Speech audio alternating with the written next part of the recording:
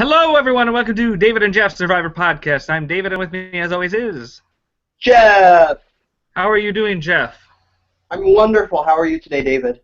I'm doing well. I thought a pretty excellent episode of Survivor. I did not... I was interested to see if Jeremy would be able to survive after he was almost certainly going to go home last week, but he did and turned it around, and Josh ended up getting out.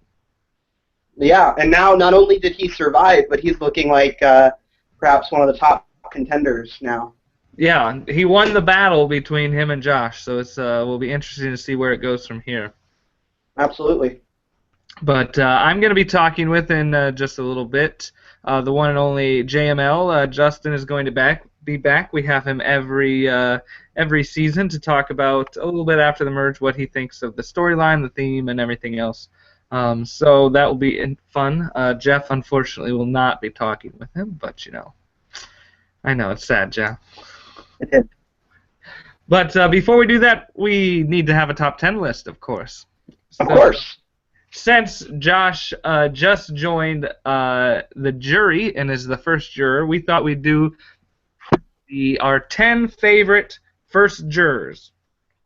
So we have 29 first jurors. No one has ever been a first juror twice. So we'll go back and forth, alternating and making our list from 10 down to 1. This one's going to be interesting because there's sometimes where we rank things that we have a preset list and we're ranking them. There's other ones that we could each have 10 completely different people on the list, and who knows what's going to happen. But would you like to go first or second, Jeff? I'll go second. I want to see what you got under your sleeves. All right. All right. Number 10. I'm going to do this one just because I'm very personally biased, and I want him to get on the list. And you're probably going to think I'm crazy, and why is he on the list? But I'm going to choose from Survivor the Amazon, Dave Johnson. I have no idea why you would possibly want him on the list, David. Yeah, no idea why we want Dave Johnson. Other than sharing the same name as me, I did actually enjoy him on this season. He was definitely not the star of the season by any means, but I did think he brought a lot of humor and catchphrases to the season that I appreciated. That's fair. I'm assuming he was not on your list. He was not, actually. Surprising, I know. But my number 9 is a recent first juror who I thought brought a lot to the season, and that is the most recent one, in fact, Josh Canfield. I feel like he brought a lot to Survivor San Juan del Sur. He was on almost everyone's top contenders to win list. You had a great episode, the episode that Julie quit. You had a great episode where it was him versus Jeremy, battle of kind of the Titans. And then, of course, in this most recent episode, him and Jeremy again, battle of the Titans. And Jeremy came out on top, but I know a lot of people were expecting Josh to win. So I think he brought a lot to the season, and I think he probably still has a lot to contribute to the season on the jury.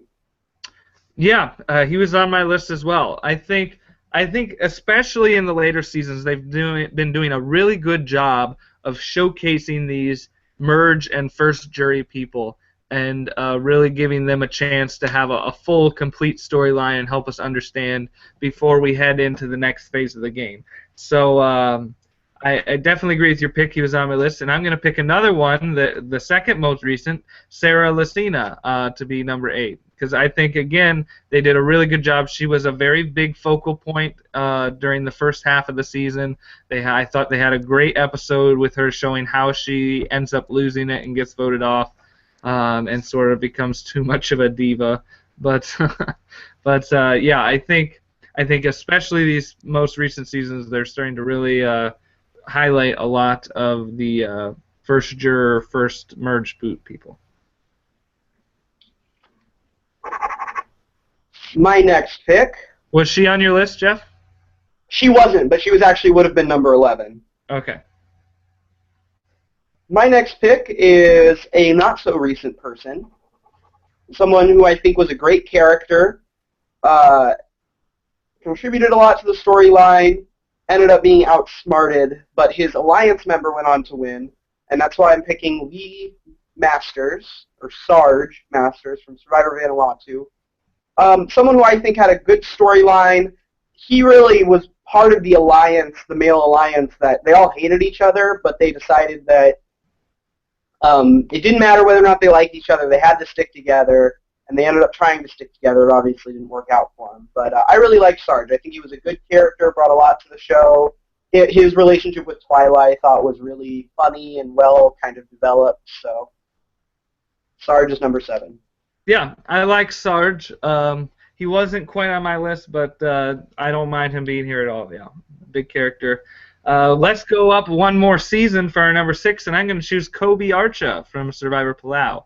I thought Kobe was another one who had a very good storyline throughout the pre-merge. Sort of saw him getting very paranoid and crazy right near the end and sort of his demise. But I thought he was a very good foil for Tom right at the merge. Obviously, he was able to overcome it quite easily, but very entertaining nonetheless. Okay, my number 5. I like Kobe too. He was on my list. My number 5 is a very early season. She's not as famous for being on the jury. Her jury speech was kind of meh, but she was famous for wagging fingers in said people's faces, or in people's faces, excuse me. And my number 5 is Alicia Calloway. I think one of the great characters of Survivor Australian Outback. One of the, I don't want to say she was a disappointment in Survivor All-Stars, but she definitely didn't live up to her Survivor Australian Outback fame. Yeah, talk about an iconic person in Survivor. You can't go wrong with Alicia Calloway. We're getting into territory. I'm at 4. I want to make sure this person's on the list, even though I feel like he should be higher. So I'm going to put James Rocky Reed at number 4. I love Rocky. I was pleasantly surprised when he made the jury at 12. And boy, did he just bring so much character into to Fiji, especially the pre-merge. Well, and even his "I'm the biggest kicker" because his jury question was pretty good. So yeah, Rocky. I think we made a list of our top one season wonder Survivor people, and he was right near the top. So. Can we put Rocky at number 3? Because my next pick should be at number 4. Absolutely. Like Rocky was my number 2, and you said Rocky should be higher, and I think Rocky is higher than the person I'm going to say next. So. Yeah, absolutely. Rocky's 3. I agree with you completely. I think Rocky. He was, like I said, he was my number 2. So the person who I will pick next, who will be number 4.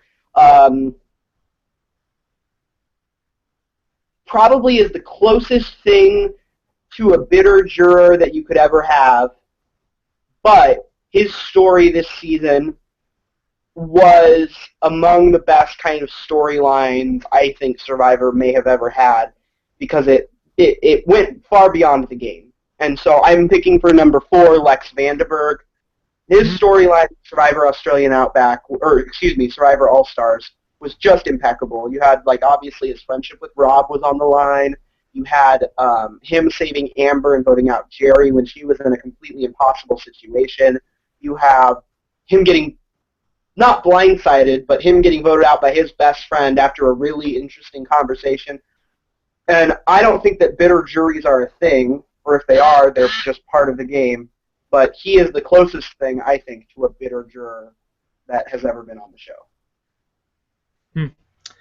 All right. Yeah, I didn't put really any returning players on my list, but he was probably the top candidate of any returning players, and I definitely think he deserves a spot on the list.